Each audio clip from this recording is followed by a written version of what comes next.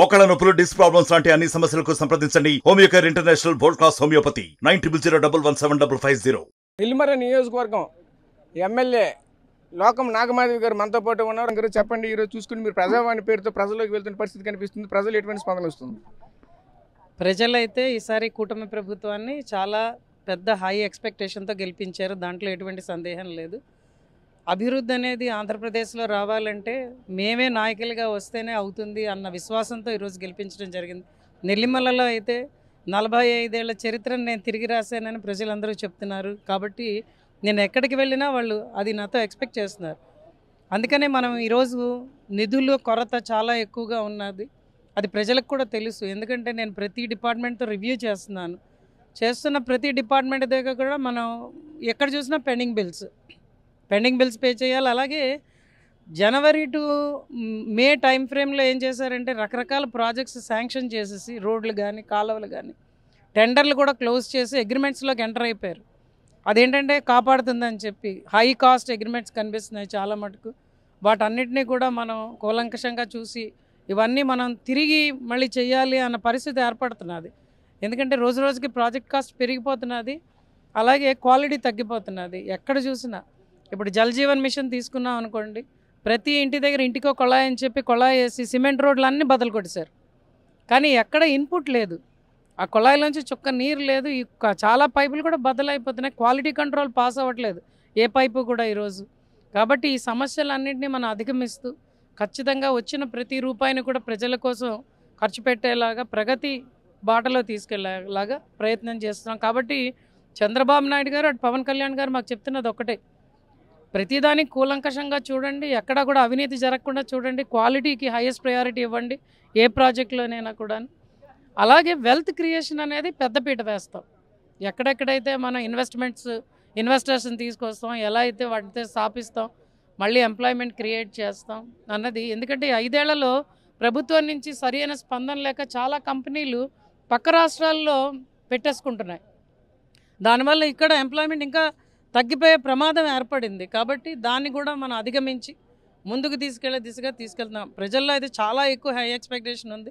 దాన్ని మేము ప్రతిరోజు ఎలా మీట్ అవ్వాలన్న తపనతోనే ఈరోజు పనిచేస్తున్నాం అన్నట్టుకు ప్రజలకు చెప్పడం జరుగుతున్నది. అంటే మీ నియోజకవర్గానికి సంబంధించి ప్రధానంగా చూసుకుంటే విజయనగరం జిల్లా వ్యాప్తంగా ఉన్నటువంటి నియోజకవర్గాల్లో ఎస్పెషల్లీ మీ నియోజకవర్గంలో ఎక్కువ ఆర్థిక వనరులు కూడా ఎక్కువ ఉన్నాయి, అదేవిధంగా సమస్యలు కూడా అదేవిధంగా ఎక్కువ ఉన్నాయి. అయితే ఎన్నింటిని ఏ విధంగా అధిగమిస్తారు?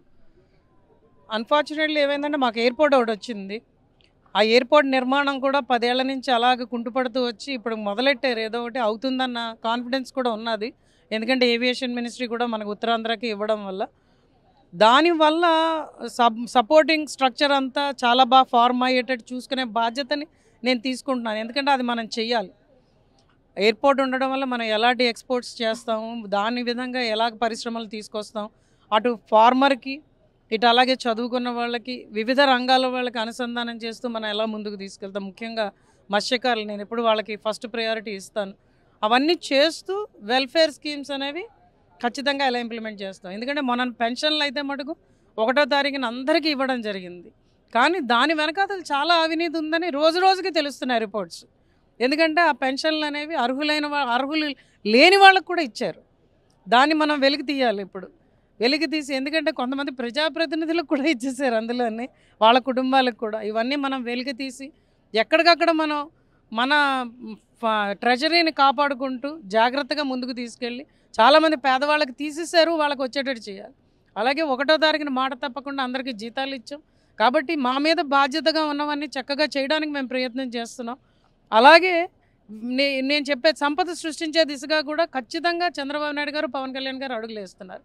అది మనకు చాలా ఇంపార్టెంట్. ఈరోజు అది చేసిన రోజే మనకి ఏ ప్రాబ్లం ఉండదు, ఖచ్చితంగా ముందుకెళ్తుంది.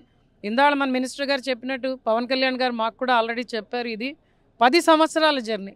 10 సంవత్సరాలు ఖచ్చితంగా ఆంధ్రప్రదేశ్లో ఈ కూటమి ఉండి తీరుతుంది. ప్రజలు మళ్ళీ పెద్దపీట వేస్తారు. ఎందుకంటే అదే దిశగా ప్రతి అడుగు వేస్తామని కూడా ప్రజలకు చెప్పడం జరుగుతుంది. అది అప్పుడే ఆంధ్రప్రదేశ్ మళ్ళీ నెంబర్ 1 స్థానంలో వస్తుందని కూడా మేము విశ్వసిస్తున్నాం.